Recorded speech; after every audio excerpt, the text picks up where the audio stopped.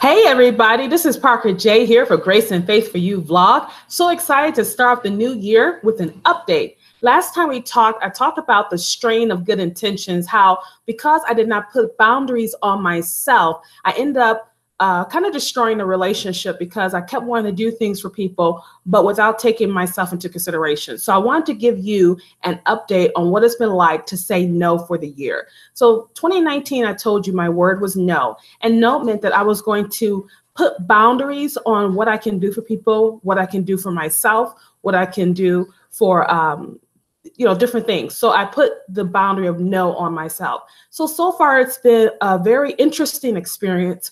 The first time I actually said no, I actually started to panic. I felt a panic attack. I said, oh my goodness, this person is going to hate me if I don't say yes. But I kept saying to the Lord to let me say no. So I said no.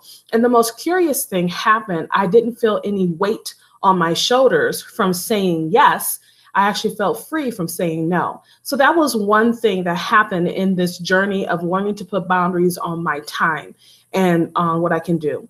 And the second time I said no, I actually had another panic attack. I felt like something was wrong with me, like I'm being so selfish by not helping people out when I could have helped them out. But the fact was I could not help the person out. I did not have time to do that. So instead of taking on that project, I didn't take it on. And then again, I felt this curious weight being lifted off me. And so I realized that what I was doing was not taking myself into consideration, but taking other people into consideration. This doesn't mean that I'm not helping people. It just means that I'm learning what I can do and what time frame I can do it. And so let's say if you're dealing with the same issue, another thing that I learned throughout this whole month of saying no is the fact that if I wanted to help the person but couldn't help them in the way they wanted me to help them, I gave them an alternative. So I said, hey, I can't do it by the time you need me to do it.